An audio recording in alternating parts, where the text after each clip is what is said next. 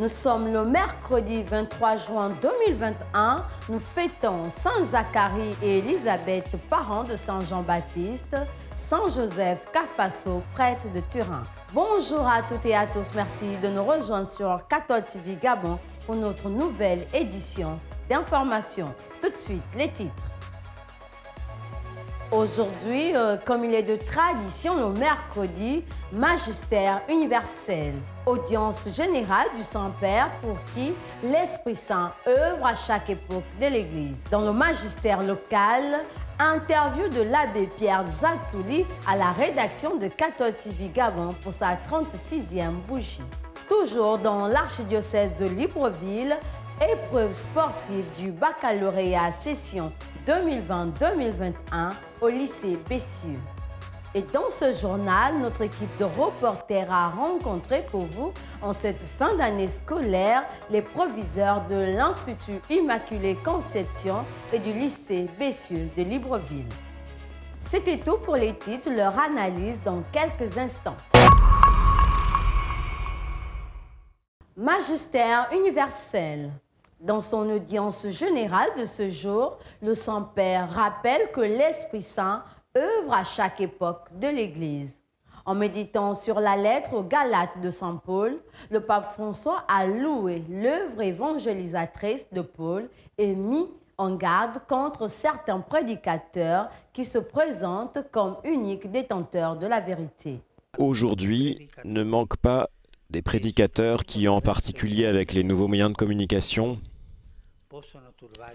ne se présentent pas qui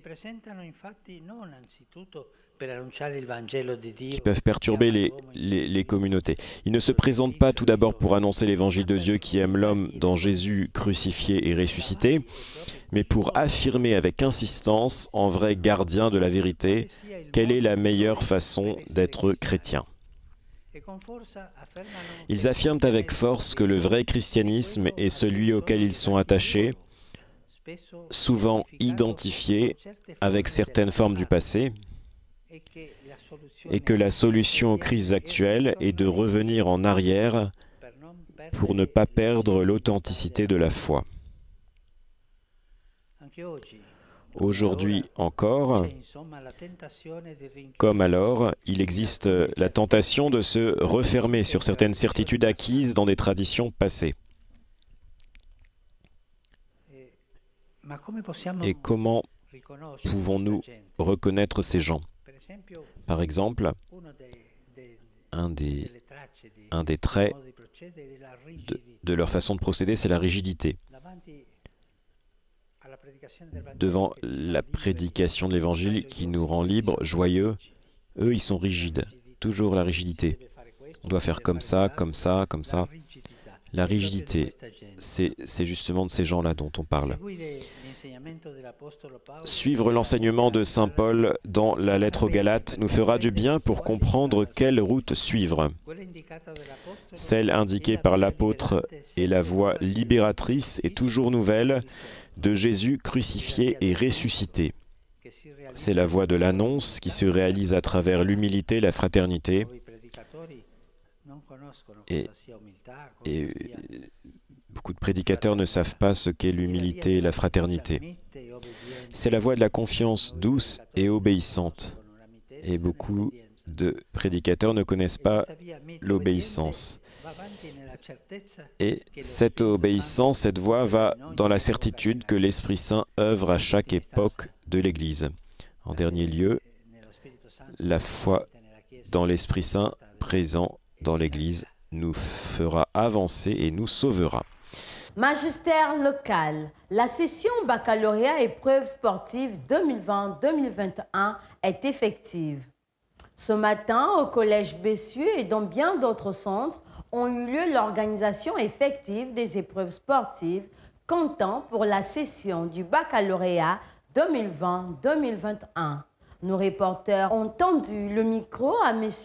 Théophile Bivégué-Bingomo, coordinateur d'éducation physique et sportive à la direction d'académie de l'Estuaire. Bon, vous savez, à cause de la pandémie, l'épreuve, nous avons revu, le gouvernement a revu le format de l'épreuve Au lieu des 5 activités habituelles, il a été programmé 2 activités, c'est-à-dire le candidat avait à choisir entre une course et un saut. C'est ce que nous faisons depuis le 7 juin. C'est vrai qu'il y a eu un mouvement d'humeur, mais le gouvernement ayant réagi promptement, nous avons repris l'épreuve et je crois que la phase de l'estuaire s'arrête aujourd'hui. Les candidats, comme tout candidat à un examen, ils se sont préparés, ça se voit. Je crois que les choses se passent bien pour le moment. Dans la rubrique Église et éducation, nous acheminons vers la fin de l'année scolaire 2020-2021. Les collèges et lycées catholiques travaillent d'arrache-pied. À l'Institut Immaculée Conception, le proviseur Jean-Philippe Ngongo Obam dresse le bilan de fin d'année des classes intermédiaires de l'établissement dont il a la charge. Eh bien, une année scolaire particulièrement difficile.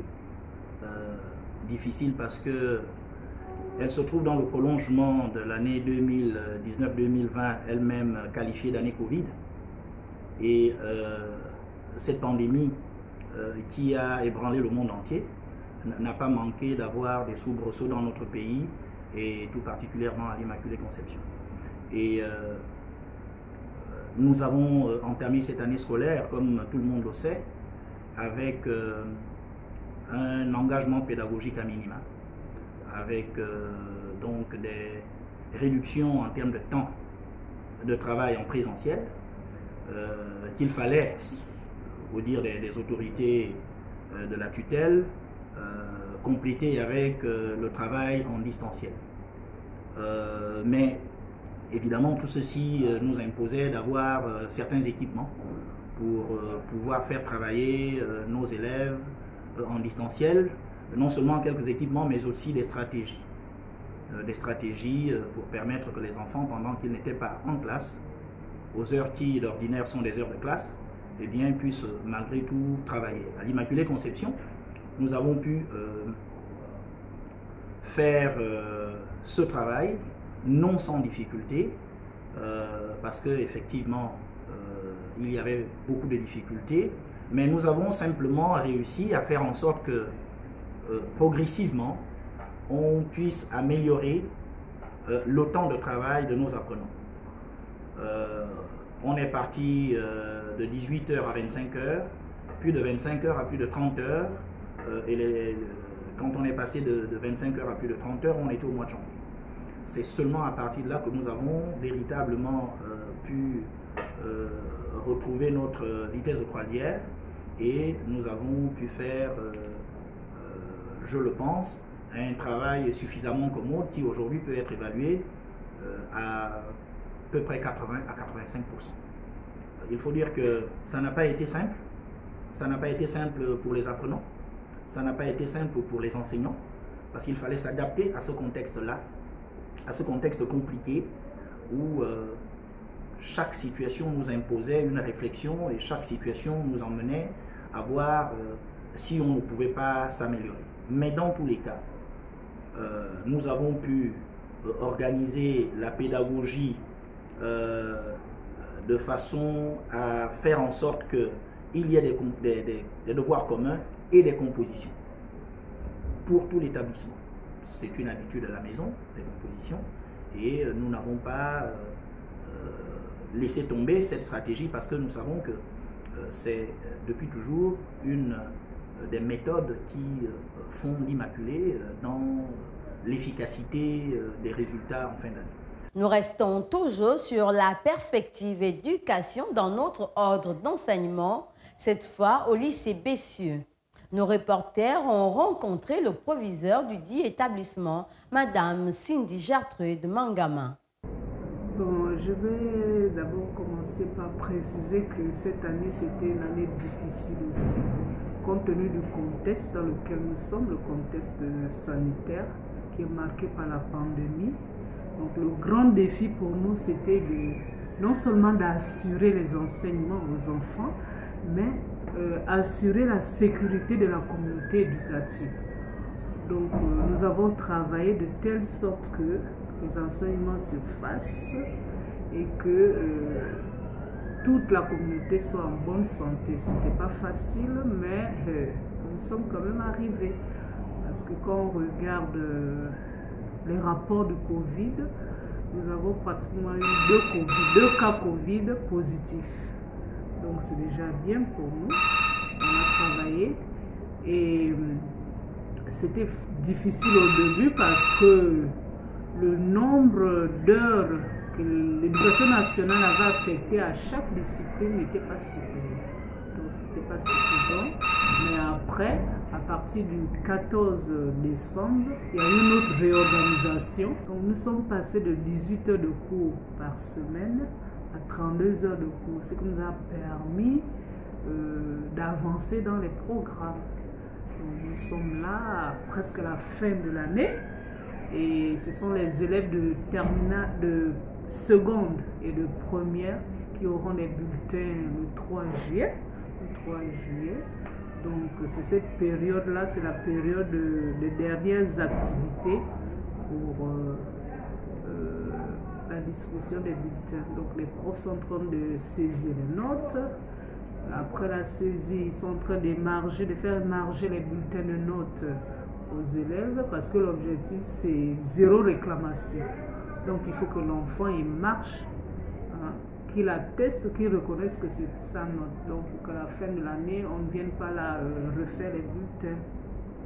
Comme nous le disions dans les titres de notre journal, notre rédaction a accordé une interview à l'abbé Pierre Zatouli, vicaire à la paroisse Cœur Immaculé de Marie de Nzengayon, qui souffle aujourd'hui sa 36e bougie de sa vie sacerdotale. Pierre Zatouli, bonsoir. Bonsoir mon père et chers confrères. Père, aujourd'hui nous sommes au 23 juin 2021. Ça fait 36 ans que vous êtes ordonné prêtre.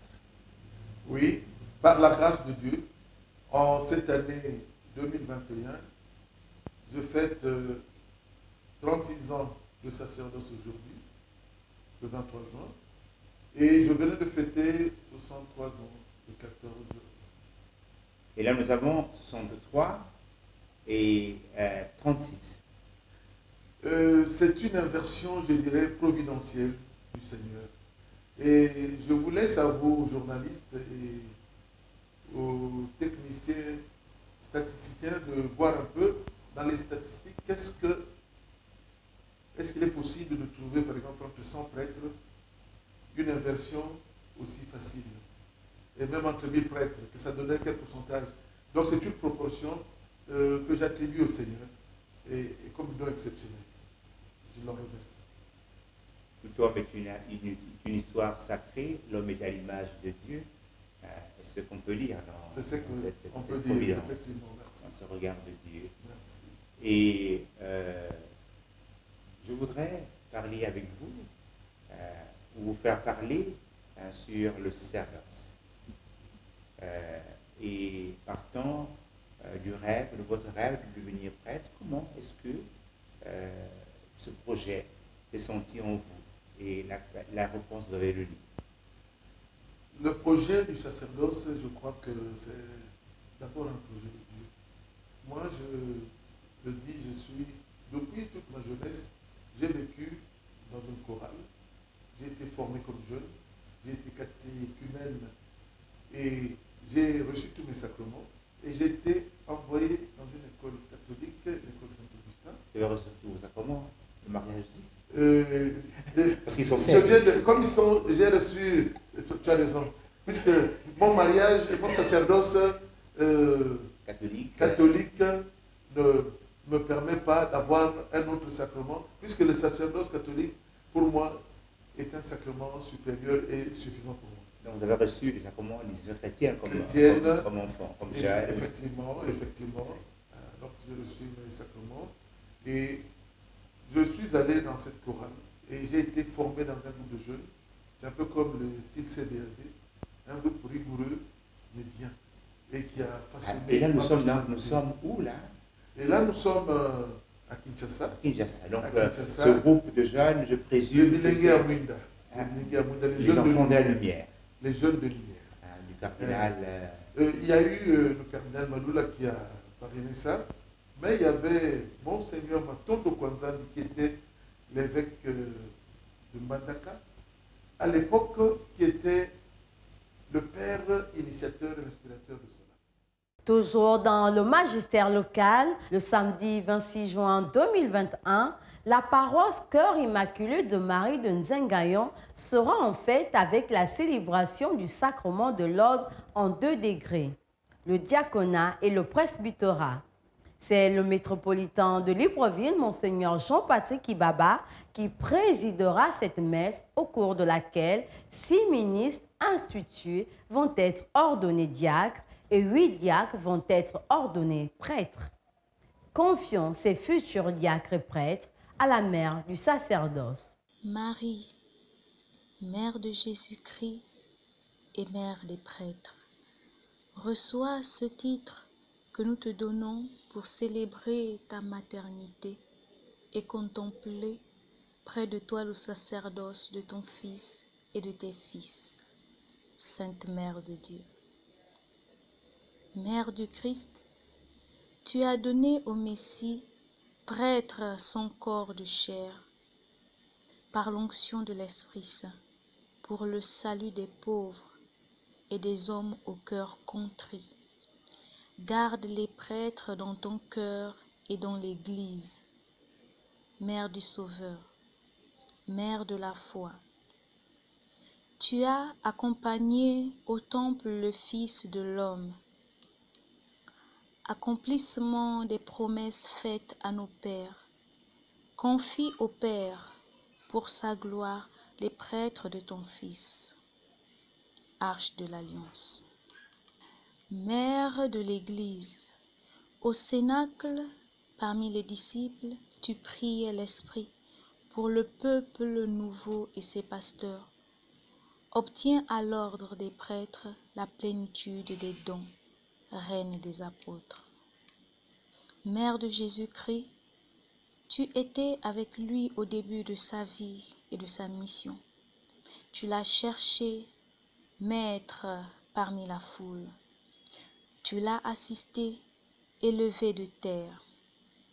Consommé par le sacrifice unique éternel, et tu avais près de toi Jean, ton fils.